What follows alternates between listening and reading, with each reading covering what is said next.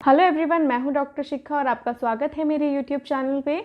तो दोस्तों, जैसे कि आप सबको पता है कि ये जो सेकेंड वेव है ये बहुत ही ज़्यादा इन्फेक्शियस है। बहुत ज़्यादा लोगों को ये इफ़ेक्ट कर चुकी है और परिस्थिति जो है वो बहुत ही ख़राब है अभी।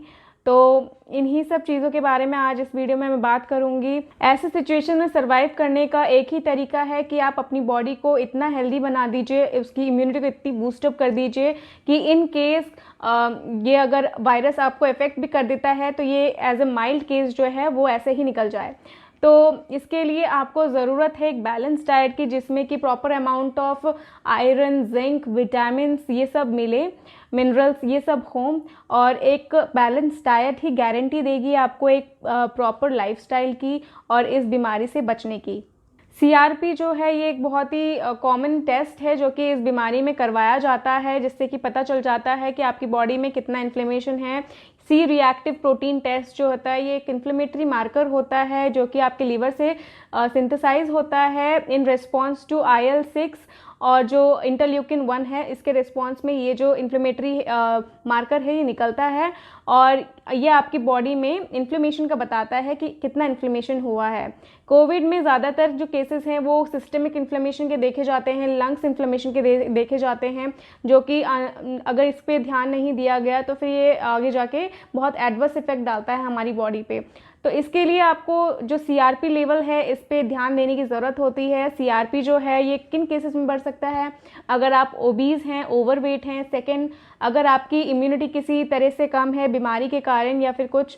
थर्ड, अगर आपकी जो डाइट है वो बहुत ज़्यादा पुअर है, आप खाने पीने का ध्यान नहीं रखते हैं, जंक फूड ज़्यादा लेते हैं, तो उन सब केसेस में ये जो सीआरपी लेवल है ये बढ़ सकता है। तो इस वीडियो में मैं आपसे बात करूंगी आप कैसे अपनी बॉडी के इन्फ्लेमेशन को कम कर सकते हैं, कैसे कोविड के टाइम पे अपनी बॉडी को इम्यून रख सकते हैं, स्ट्रांग बना सकते हैं किसी भी इन्फेक्शन को फाइट करने के लिए।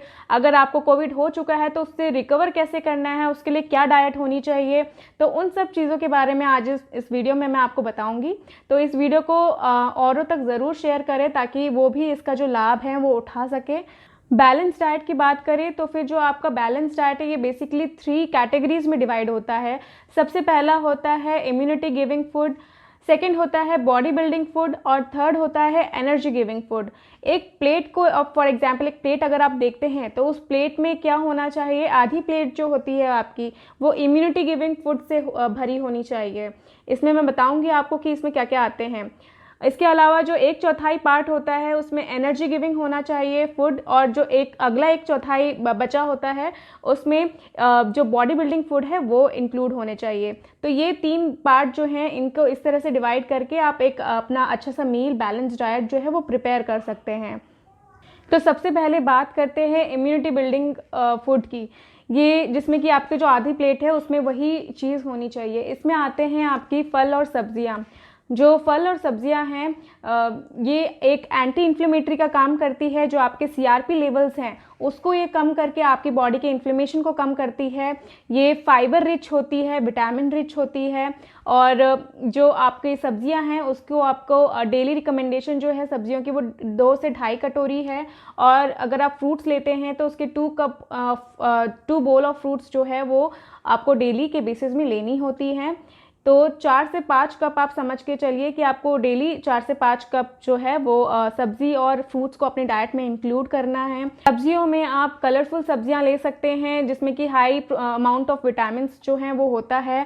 इसमें आ जाती हैं कैरेट्स, पम्पकिन और ग्रीन लीफी वेजिटेबल्स जो है ये भी एक इम्यून बूस्टर का काम करती है। जो आपके वाइट ब्लड सेल्स हैं, इम्यूनिटी बूस्टर सेल्स हैं, उनको ये अच्छा करती है। इसके अलावा आप सब्जियों में जो अरबी है वो ले सकते हैं, करेले जो हैं वो ले सकते हैं। करेला इनफैक्ट जो इसका बिटर टेस्ट जो है ये आपके सीआरपी लेवल को कम करने में मददगार होगा। जो भी कड़वी चीज़ होती है वो आपको सीआरपी लेवल को कम करने में मददगार होता है, आपके इन्फ्लेमेशन को कम करने में मददगार होता है। इसके अलावा आप लौकी ले सकते हैं और तोरी ले सकते हैं, टमाटर, शिमला मिर्च, अमेरंथ, ये इन सब सब्जियों को आपको अपनी डाइट में ज़रूर इंक्लूड करना चाहिए। फ्रूट्स की बात करें तो फ्रूट्स में आप संतरे ले सकते हैं, मौसमी ले सकते हैं, पाइनएप्पल, पपाया, वाटरमेलन और जो कीवी होता है वो ले सकते हैं। विटामिन सी रिच जो होता है आंवला, वो आप खा सकते हैं। अगर आंवला अवेलेबल ना हो तो फिर एक संतरा जो है वो आप ले सकते हैं। एक संतरा जो है बेसिकली हमारे जो एक दिन की रिक्वायरमेंट होती है विटामिन सी की, उसको पूरी करती है। तो आप ये सब ले सकते हैं। इन सब चीज़ों का ध्यान रखिए कि आप इसको यूज़ करने से पहले अच्छे से इसको थॉरली वॉश कर लें। इसके अलावा इनको सब्जियों को ज़्यादा ओवर कुक ना करें, क्योंकि इसके ओवर कुक करने से जो इसके न्यूट्रिएंट कंटेंट्स होते हैं वो कम हो सकते हैं। तो ये सारी बात हो गई इम्यूनिटी जो बिल्डिंग फूड है उसके बारे में।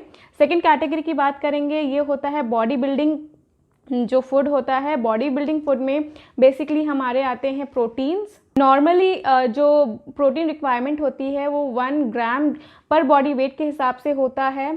तो फिर इसको आप अपने हिसाब से कैलकुलेट कर सकते हैं। तो बात करते हैं सबसे पहले वेजिटेरियंस की। वेजिटेरियन जो हैं वो प्रोटीन कहाँ से ले सकते हैं? तो सबसे पहले वो ले सकते हैं दालों से। जो साबुत दालें हैं, बीन्स हैं, छोले हैं, इनको वो ले सकते हैं। इसके साथ साथ मूंग दाल, चना दाल, ये सारी जो चीज़ें हैं इनमें अच्छे अमाउंट में प्रोटीन जो है वो पाया जाता है। इसके अलावा जो सोया प्रोडक्ट्स होते हैं वो भी ले सकते हैं प्रोटीन की रिक्वायरमेंट को पूरा करने के लिए। मिल्क प्रोडक्ट्स जो होते हैं जैसे कि पनीर हो गया, दही हो गया, तो इन सब को ले सकते हैं प्रोटीन की रिक्वायरमेंट को पूरी करने के लिए। इसके अलावा नट्स होते हैं। नट्स जो हैं, नट्स में बेसिकली आलमंड्स और वॉलनट्स, पिस्ताशियो, इनमें हाई प्रोटीन कंटेंट होता है।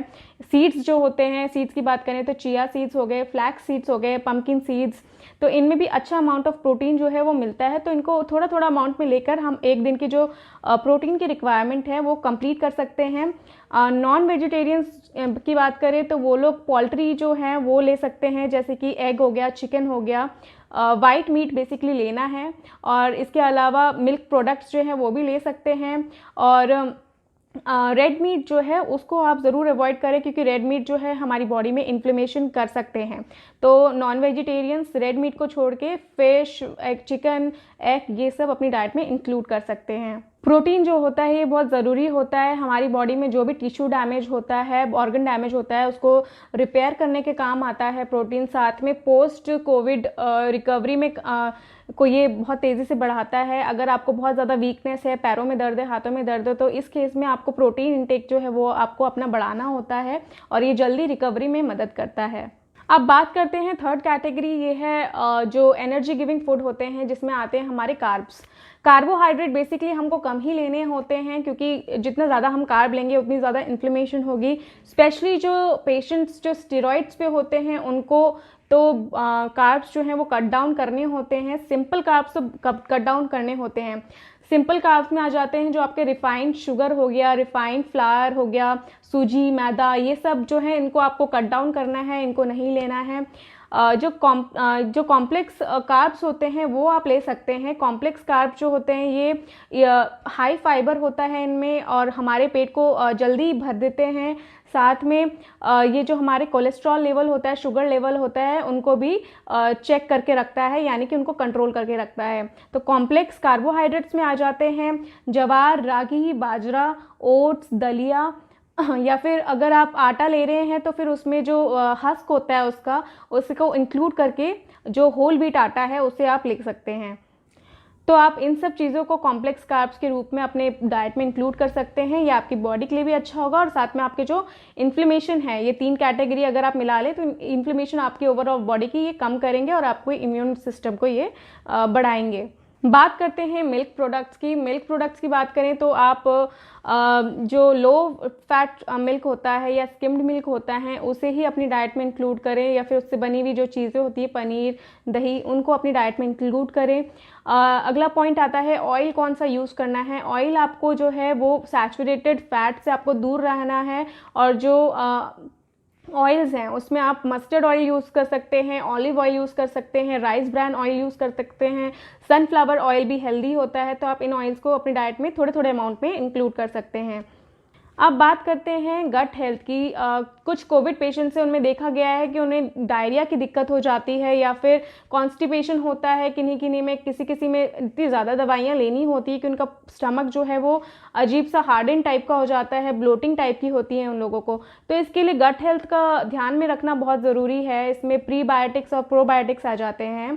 प्रीबायोटिक की बात करें तो हमारी बॉडी में ट्रिलियन अमाउंट्स ऑफ माइक्रोब्स जो हैं वो ऑलरेडी प्रेजेंट होते हैं, और गुड माइक्रोब जो हैं वो सीधे सीधे हमारी जो इम्यूनिटी है बॉडी की उसको बढ़ाते हैं। तो गुड माइक्रोब्स के लिए हमारी डाइट में अच्छे अमाउंट में फल और सब्जियों का होना बहुत ज़रूरी है।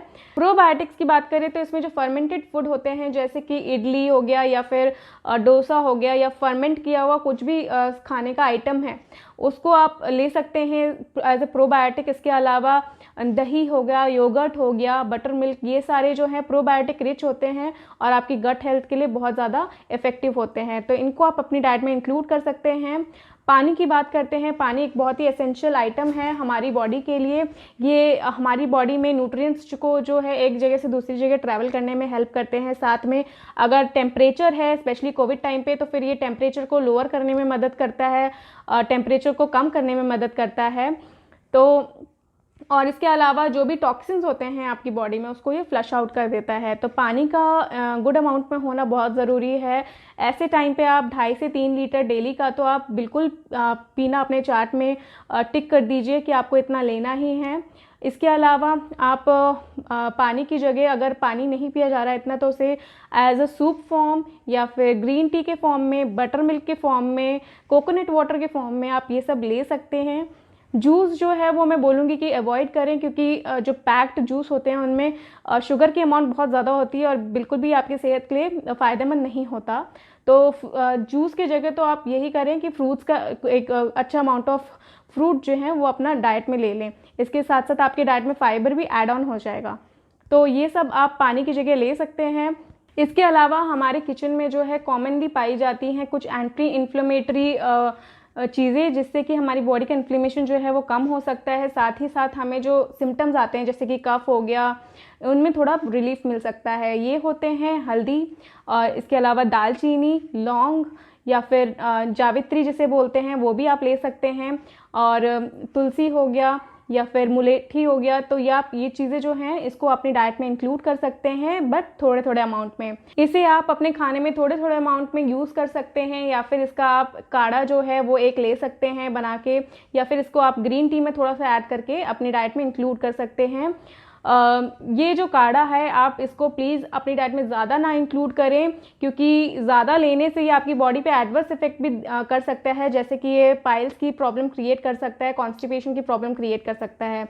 तो इसे आप जब भी लें थोड़े से अमाउंट में ही लें। तो बेसिकली आपको इन सब चीज़ों का ध्यान रखना है। एंड में आऊँगी मैं एक पॉइंट पे कि आपको अपनी बॉडी के इन्फ्लेमेशन को कम करने के लिए, इम्यून सिस्टम को स्ट्रॉन्ग करने के लिए अपनी शुगर की इंटेक को कम करना है, सॉल्ट की इंटेक को कम करना है। सॉल्ट जो है वो 5 ग्राम से कम लेना है आपने एक दिन में, यानी कि 1 टीस्पून जो है उतना आप ले सकते हैं एक दिन में। और जो सैचुरेटेड फैट्स होते हैं जैसे कि रिफाइंड फ्लावर हो गया, रिफाइंड शुगर, बेकरी आइटम्स हो गए, तो इन सब चीज़ों को आपको कम करना है। ये आपके इम्यूनिटी पे असर डालेगा, आपके बॉडी के इन्फ्लेमेशन पे असर डालेगा। तो इन सब चीज़ों का ध्यान रखकर आप अपने लिए एक बैलेंस डाइट चार्ट तैयार कर सकते हैं और अपनी इम्यूनिटी को बूस्ट कर सकते हैं और इस इन्फेक्शन से लड़ सकते हैं। इसके अलावा इन डाइट के अलावा जो है ज़रूरी होता है कुछ घंटों की नींद पूरी करना। ये 8 से 9 घंटे जो हैं ये आप ज़रूर अच्छी सी नींद लीजिए क्योंकि नींद लेने से ही, अच्छी नींद लेने से ही आपकी बॉडी जो है रिफ़्रेश होती है, इम्यूनिटी जो है वो बूस्टअप होती है। इसके अलावा जो एक्सरसाइज है वो भी बहुत ज़्यादा इम्पॉर्टेंट है। डेली की बेसिस पे आपको 20 से 25 मिनट एक्सरसाइज जो है वो ज़रूर करनी है डेली बेसिस पे। तो इस वीडियो में इतना ही। इससे रिलेटेड अगर आपकी कोई क्वेरी है तो आप मुझे नीचे कमेंट बॉक्स में पूछ सकते हैं। इस वीडियो को दूसरों तक शेयर ज़रूर करें ताकि वो भी इन सब चीज़ों का फ़ायदा जो है वो उठा सके। मिलती हूँ आपसे अगली वीडियो में और इन्फॉर्मेटिव कंटेंट के साथ। Till then goodbye, stay healthy, stay aware.